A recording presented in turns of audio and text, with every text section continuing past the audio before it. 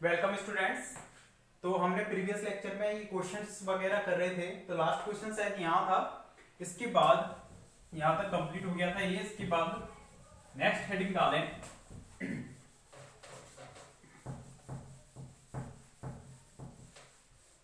Lorentz रूपांतरण समीकरणों का लॉरेंज, नेक्स्ट हेडिंग है लॉरेंज रूपांतरण समीकरणों का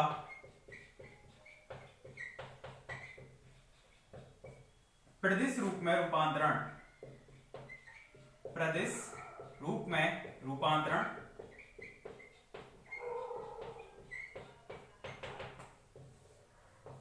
लॉरेंज रूपांतरण जो समीकरण है उनको हमें प्रदिश रूप में रूपांतरित करना है, मतलब प्रदिश रूप में लिखना है हमें। हेडिंग डालो और इधर देखो, पूरा फोकस इधर करना।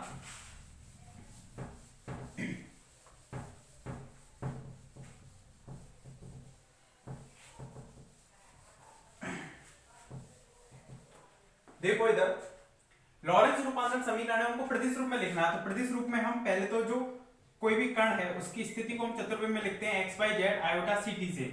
तो प्रदिश रूप में लिखना नहीं है अभी।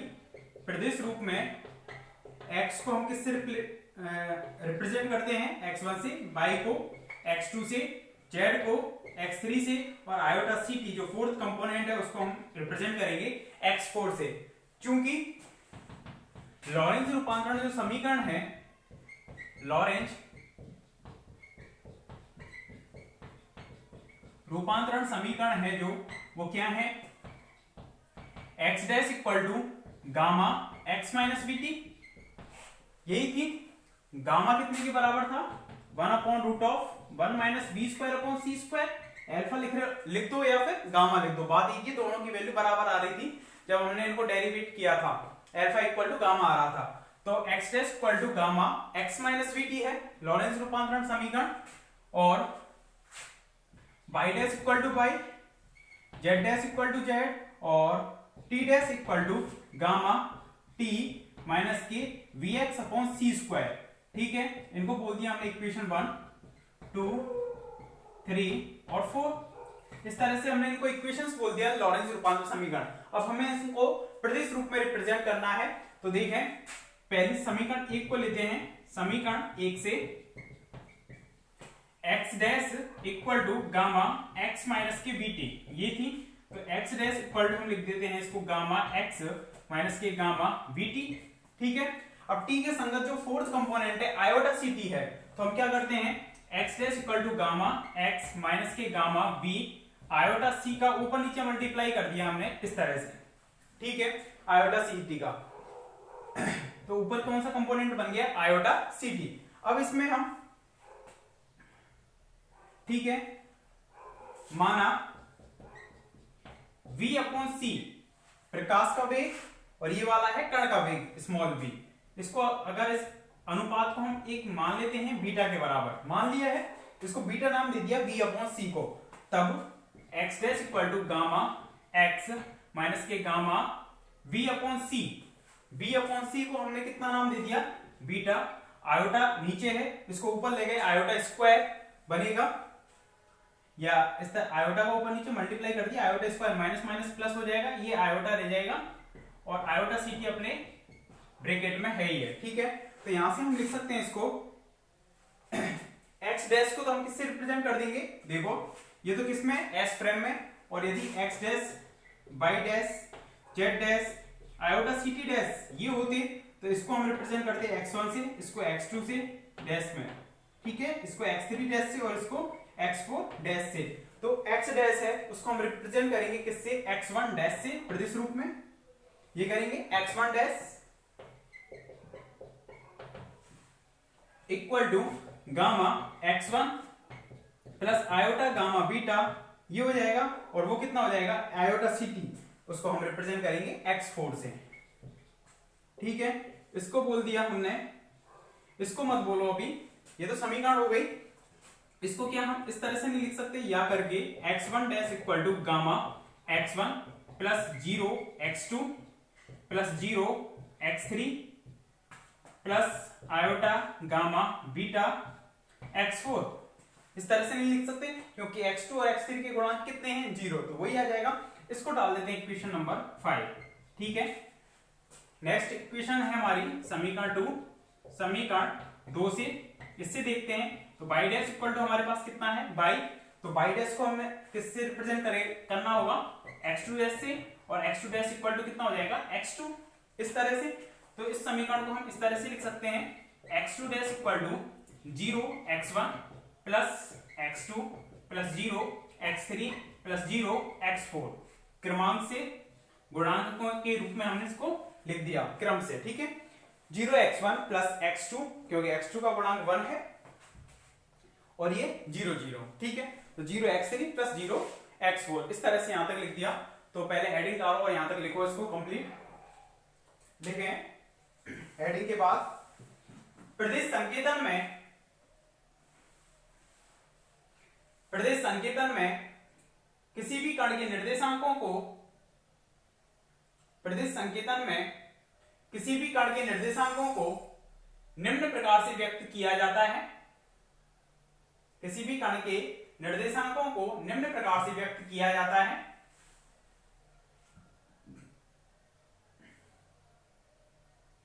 पूरा लिख दो यहां तक।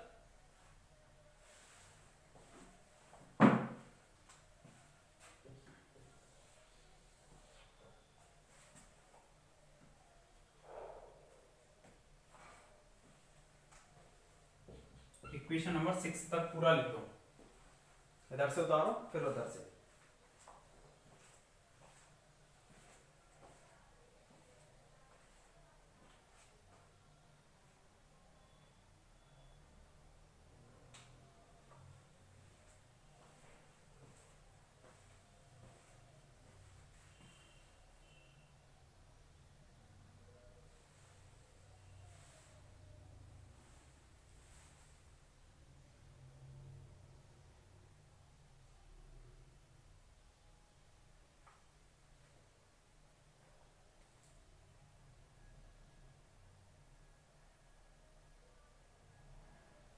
प्रदेश में इस तरह से ही तो रिप्रेजेंट कर रहे थे x1 x2 x3 x4 प्रतिचर के रूप में या सहचर के रूप में या फिर मिश्रित के रूप में। तो नीचे लगा रहे हैं इसलिए कौन सा है सहचर, और प्रतिचर में हम ऊपर लगा रहे थे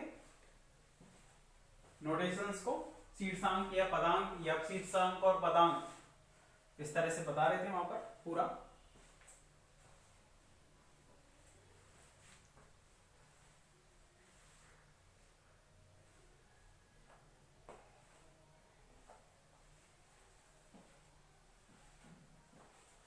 समीकरण 6 तक पूरा लिख लो।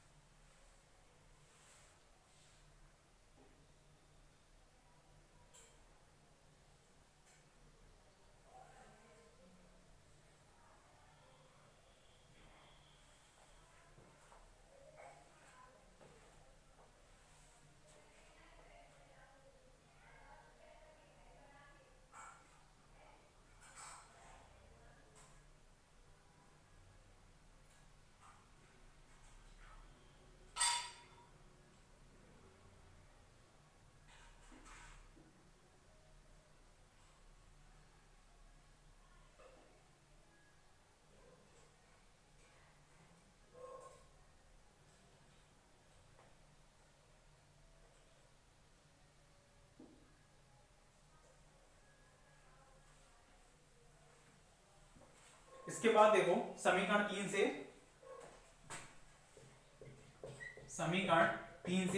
तो समीकरण 3 में क्या है हमारे पास z dash equal to z, तो z डैश को हम लिखेंगे x3 डैश इक्वल टू ये कितना हो जाएगा x3, इसको हम लिख सकते हैं x3 dash equal to 0x1 plus 0x2 plus x3 और प्लस में 0x4, इस तरह से लिख सकते हैं इसको समीकरण को, और इसको डाल देना समीकरण को इक्वेशन नंबर 7।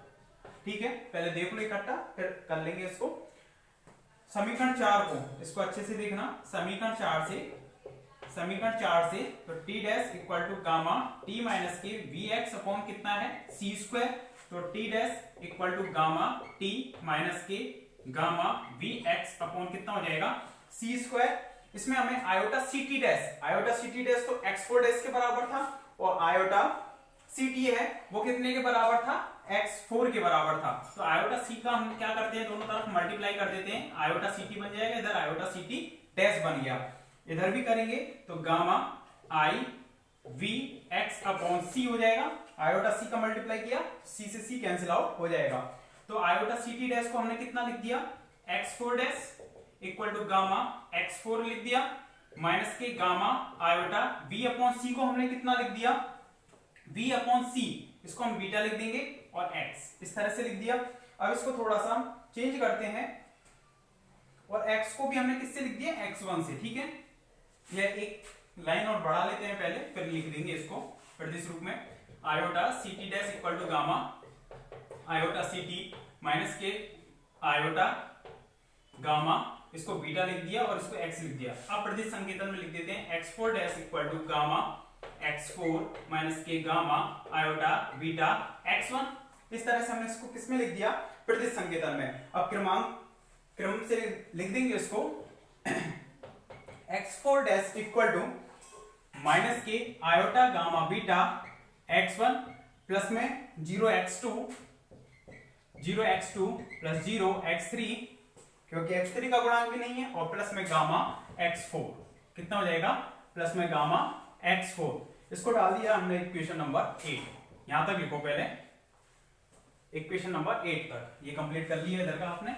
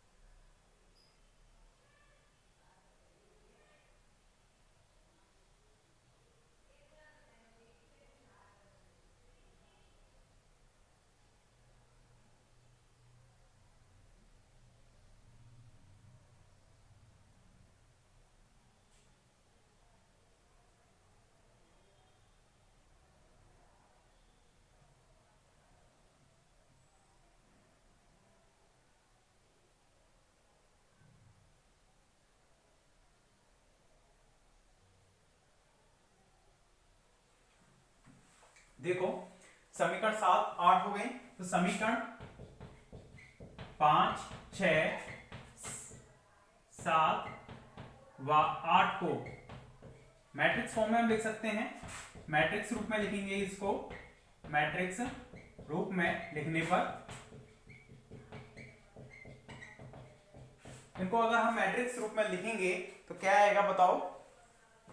इधर x1 dash x2 dash x3 dash और x4 डैश इस तरह से लिख देंगे इसको, इस तरह से एक बनेगी और इधर आ जाएंगे x1 x2 x3 x4। मतलब s फ्रेम से हम किस में रूपांतरित कर रहे हैं s डैश में, किनका यूज करते हुए लॉरेंज रूपांतरण समीकरणों का यूज करते हुए।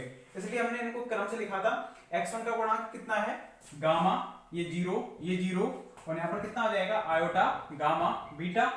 सेकंड के लिए x2 डैश के लिए देखें 0 1 1 0 1 0 0। इसके लिए देखें x3 डैश के लिए तो 0 0 1 0 0 0 1 0 और इसके लिए कहां गई ये रही, सॉरी 8वीं ये रही। इसके लिए x4 डैश इक्वल टू कितना है माइनस के आयोटा गामा बीटा ये 0, ये भी 0 और ये कितना हो जाएगा यहाँ पर गामा। इस तरह से, क्योंकि इसको सॉल्व करोगे तो पहली x1 डैश इसका इसके साथ संगत गुणा करेंगे, पहली समीकरण आ जाएगी यानी 5वीं आ जाएगी। फिर छठवीं आ जाएगी, x2 डैश को भी निकाल सकते हो, यानी कि चारों को हमने क्या कर दिया यहाँ पे समराइज कर दिया, मतलब एक साथ इकट्ठा करके लिख दिया, किसके रूप में, मैट्रिक्स के रूप में। ठीक है, तो लॉरेंज रूपांतरण समीकरण क्या यूज करते हुए हम x1 x2 x3 x4 को किस में चेंज कर सकते हैं, x1 dash x2 dash x3 dash और x4 डैश में। इनके अलावा हमारे पास कोई अन्य सदिश है तो उसको भी हम सिमिलरली रूपांतरण कर सकते हैं। जैसे कि हमारे पास कोई अन्य प्रदिश है a म्यू, तो उसके जो घटक होंगे s डैश में तो कितने हो जाएंगे, a1 dash a2 dash a3 dash a4 dash. तो इसका रूपांतरण हम कर सकते हैं किससे, a1 a2 a3 a4। Similarly लिख दिया इनकी जगह पर। अगर कोई सदिश x म्यू ना देकर कितना दिया हुआ है, a म्यू दिया हुआ है, x म्यू के तो घटक क्या होते हैं, x1 x2 x3 x4, ये होता है x के बराबर, ये होता है y के बराबर, ये होता है z के बराबर और ये होता है आयोटा ct के बराबर। इसी तरह से a म्यू है तो उसमें कौन कौन से घटक हो जाएंगे, a1 a2 a3 a4, इस तरह से। और यहाँ पर कौन सी मैट्रिक्स आ जाएगी, यही वाली सेम मैट्रिक्स यहाँ पर आ जाएगी। किसी भी हम सदिश को एक फ्रेम से दूसरे फ्रेम में क्या कर सकते हैं, लॉरेंज रूपांतरण के इस प्रदिश रूप को यूज करते हुए चेंज कर सकते हैं। तो लिखें इसमें, यहां तक कंप्लीट करो पहले, यहां तक करो पहले, यहां तक, इसके बाद एक लाइन लिखवाऊंगा।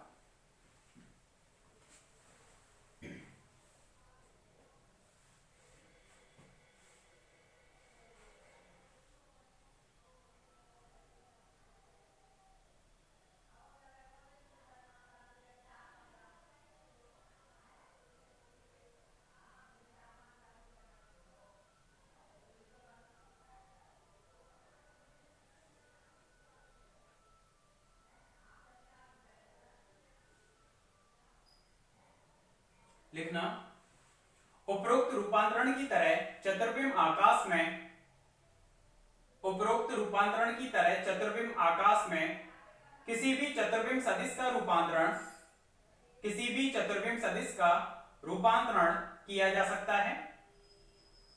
उपरोक्त रूपांतरण की तरह चतुर्विम आकाश में किसी भी चतुर्विम सदिश का रूपांतरण किया जा सकता है यदि चतुर्विम आकाश में,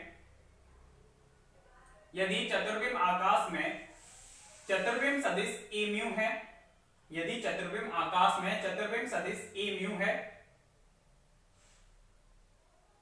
तब इसके लिए रूपांतरण समीकरण निम्न प्रकार से लिखी जा सकती है।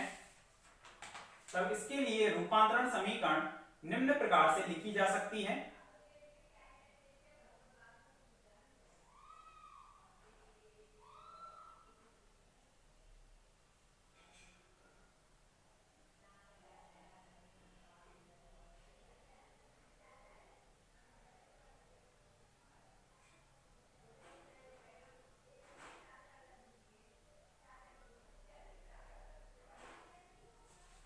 और इसको लिख दो, मैट्रिक्स को पूरा लिख देना अंदर के।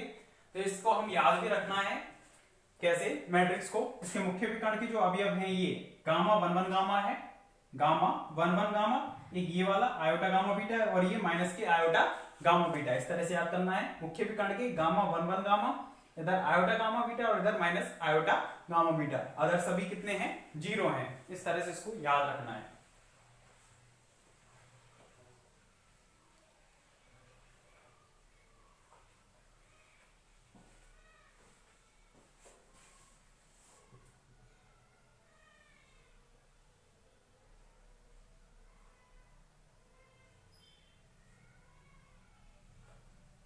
हमने एक समीकरण पढ़ी थी ये वाली, tau equal to tau naught upon root of 1 minus B square upon C square.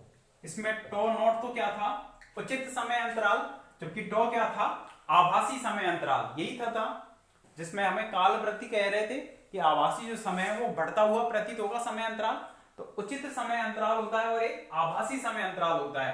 तो अगला क्वेश्चन लिखना है कि सिद्ध कीजिए कि चतुर्विम आकाश में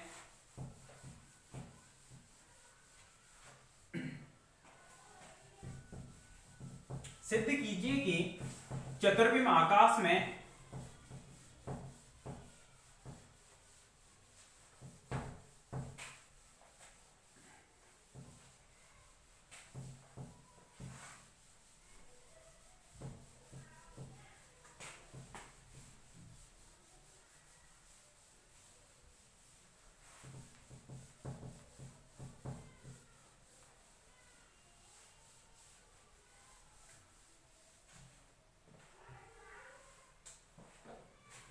सिद्ध कीजिए कि चतुर्बिम्ब आकाश में उचित समय अंतराल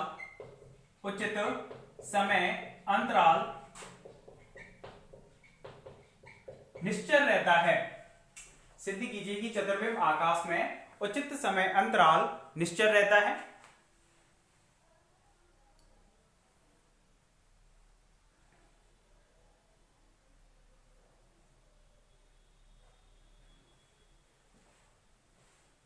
ठीक है, इसको प्रूफ करना है, इसमें नहीं हो पाएगा, नेक्स्ट लेक्चर में करेंगे इसको प्रूफ। ठीक है, थैंक यू।